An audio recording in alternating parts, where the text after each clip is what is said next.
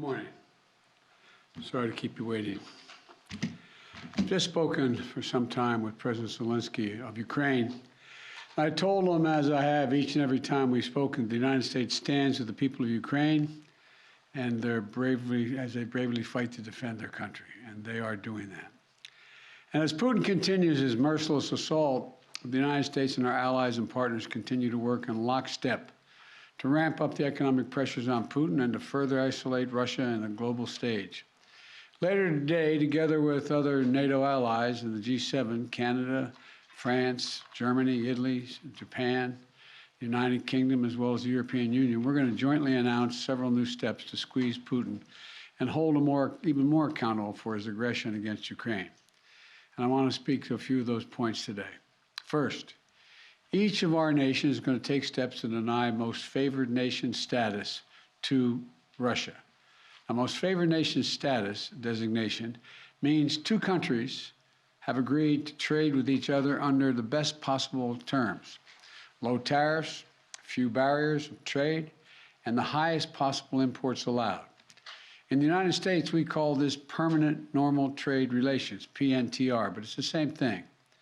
Revoking PNTR for Russia is going to make it harder for Russia to do business with the United States, and doing it in unison with other nations that make up half of the global economy will be another crushing blow to the Russian economy. It's already suffering very badly from our sanctions. And I want to thank Speaker Pelosi, Leader McCarthy, Leaders Schumer and McConnell, and Senators Wyden and Crapo, Representatives Neal and Brady, for their bipartisan leadership on this in the Congress.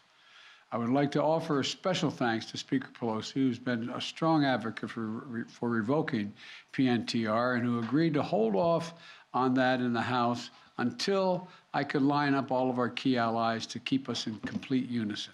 Unity among our allies is critically important, as you all know, from my perspective at least. Many issues divide us in Washington, but standing for democracy in Ukraine, pushing Russia's aggression, should not be one of those issues. The free world is coming together to confront Putin. Our two parties here at home are leading the way. And with that bipartisan cooperation, I'm looking forward to signing into law the bill revoking PNTR, which is, again, most people think of it as most favored nation status. We're also taking a further step of banning imports of goods from several signature sectors of the Russian economy, including seafoods, vodka, and diamonds. And we're going to continue to squeeze Putin. The G7 will seek to deny Russia the ability to borrow from leading multinational institutions, such as the International Monetary Fund and the World Bank. Putin is an aggressor. He is the aggressor, and Putin must pay the price. He cannot pursue a war that threatens the very foundations, which he's doing, the very foundations of international peace and stability, and then ask for financial help from the international community. The G7 is also stepping up pressure on corrupt Russian billionaires. We're adding new names to the list of oligarchs and their families that we're targeting. And we're increasing coordination among the G7 countries to target and capture their ill-begotten gains. They support Putin. They steal from the Russian people, and they seek to hide their money in our countries. They're part of that kleptocracy that exists in Moscow, and they must share in the pain of these sanctions. And while we're going after these their super yachts and their vacation homes and worth hundreds of millions of dollars, we're also going to make it harder for them to buy high-end products manufactured in our country.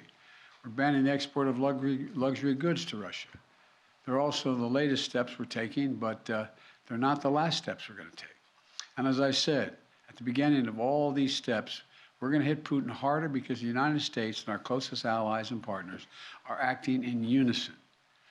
And the totality of our sanctions and export controls is crushing the Russian economy.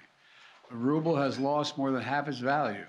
They tell me it takes about 200 rubles to equal $1 these days. Moscow Stock Exchange has been closed for 2 weeks because they know the moment it opens, it will probably collapse. Credit rating agencies has downgraded Russia's government to junk status, its economy to junk status. The list of businesses, international corporations leaving Russia is growing by the day. We're also continuing to close corporations, with allies and partners to make sure that the close cooperation we continue to have, the Ukrainian people are able to defend their own nation. The United States has sent more than $1 billion in security assistance to Ukraine over the last year, including anti-armor and anti-air capabilities, taking out tanks and planes and helicopters, with new shipments arriving every day.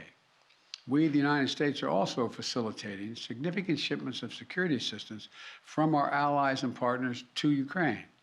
And the humanitarian front, we're working closely with the UN and humanitarian organizations to support the people of Ukraine who have been displaced by the violence in Ukraine.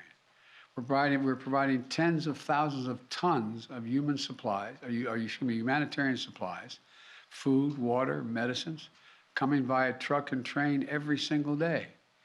Yesterday in Poland, Vice President Harris announced an additional $53 million in additional humanitarian support to Ukraine.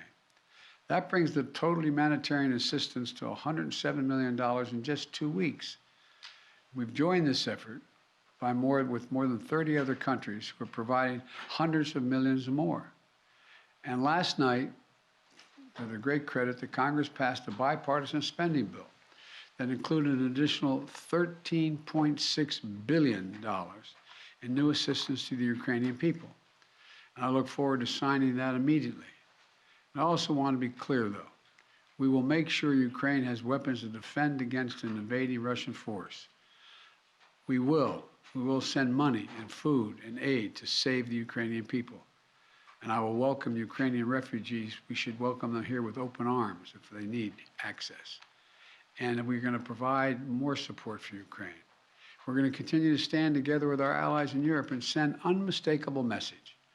We'll defend every single inch of NATO territory with the full might of the united and galvanized NATO. We will not fight a war against Russia in Ukraine.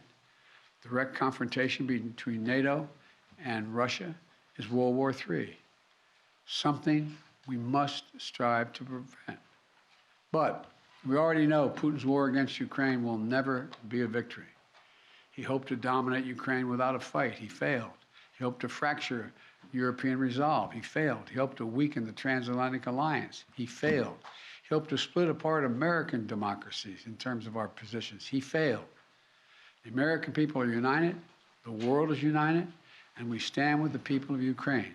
We will not let autocrats and would-be emperors dictate the direction of the world. Democracies are rising to meet this moment, rallying the world to the side of peace and the side of security. We're showing our strength, and we will not falter. God bless all of you. God bless Ukraine, and God bless our troops.